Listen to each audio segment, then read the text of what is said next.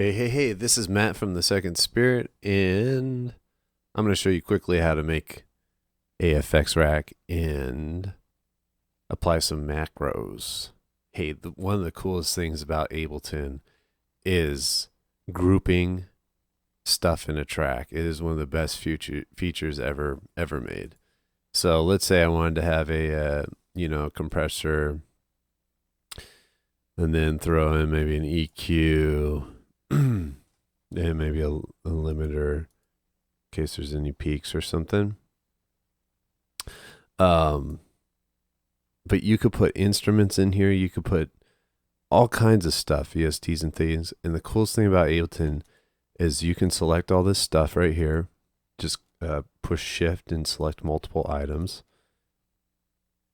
And then you can group them together, and that makes an audio effects rack, which you could save, or you can do a lot of other things too. So to group, you right click and you push group, or you push Control G, which is what I usually do. This is very handy. And there it goes, it's grouped up.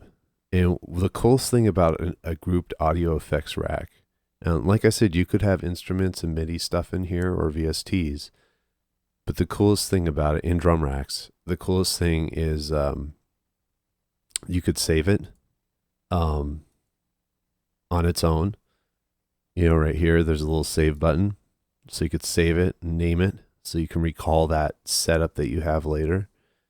You could, there's some cool features. First feature right here is the macros. And macros, what macros are is basically when you have a knob here, a macro knob, you can assign any of these parameters to that one knob. And you can assign multiple parameters. So let's say I want to assign a low cut frequency. So I click on this, click on the frequency. And see, if I right click on frequency, I can say map to macro 1, and it'll map it to that. So any turn I do here, adjust the frequency of the low cut. Now, the other cool thing about map, and what they do is they line up in this map here. When you push map, you could see all your macros that you set up. And you could have it go in reverse. Like if you wanted the knob to go up, move the frequency down, you could do that. You can adjust how far it goes. You can do a lot of cool stuff. And the other cool thing is you could have multiple items on the same macro. So let's say I wanted this peak to go up as the filter goes up. Let's see. So I'm just going to control the gain to macro 1 too. And now you see a little bit, it peaks up there, but then it goes down there. So,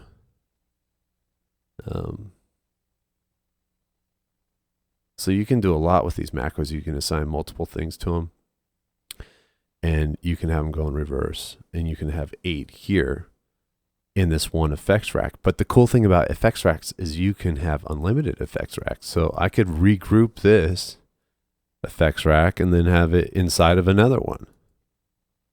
So there, now I got 16 macros. Holy cow. So, but this can only control, let's see. Let's map these. Oh, you can map those macros into these macros. So it can just map what's on the chains. Now that's the next section, is your chains. So let me ungroup this one so you guys don't get too confused. I'm going to take out that one audio effects rack. So now we just have one rack. The next section down is your chains. And your chain is basically the audio comes in through here, or the MIDI or whatever. It goes through this chain here and then spits it out on that backside. Now, I'm going to duplicate this chain. So now I got 2 chains in here. They're the same thing, right? So the audio comes in here and it goes through these parallel. Now with the change, you can adjust how hot it is, how much volume, the pan, speaker on and off, solo. And these chains are interchangeable with the hot swap mode right here. So the cool thing about these chains is they can have different effects. So let's say on this chain, I just want to EQ. So on the second chain just has an EQ. The top chain has this. All these here, so they have different effects on each chain. You can have, I don't know if it's unlimited, but you could have a lot of chains in here. So the audio, these are basically parallel, and the audio will split through these evenly. And sometimes it's necessary for me, I actually like to have a dry chain. If you're trying to do a parallel compression or something, you want a dry signal here. I mean, the compressors here have the dry wet, so you can do a parallel that way. But you can also have a dry chain here that spits it out the outside, so you have coming out of the back end the effect signal and then the dry signal. And I do that sometimes. So that's how the chains work. Another cool thing about the chains is you can adjust how much goes, which chain is being used with automation. So let's say, see here, there's 1 through 127 settings here, and the orange bar determines what chain is playing. So if the orange bar is over here, it's hitting chain 2. The other cool thing is you can have these chains go in and out. So if the orange bar was here, you would see it has a little bit of the signals going through chain 1, some is going through chain 2, and you can rename these to whatever you want. And then, so you can do a lot of cool things with chains. And then let's say you want to automate that. I think, yeah. Let's see. There's a chain compressor, EQ limiter, chains selector, audio effects rack. So here in your envelopes, now this is the other side. See if here's your effects rack. If you go to the other side, and I'm in the session view, you can automate how much is going through here. So, oops, where's my pencil? There we go.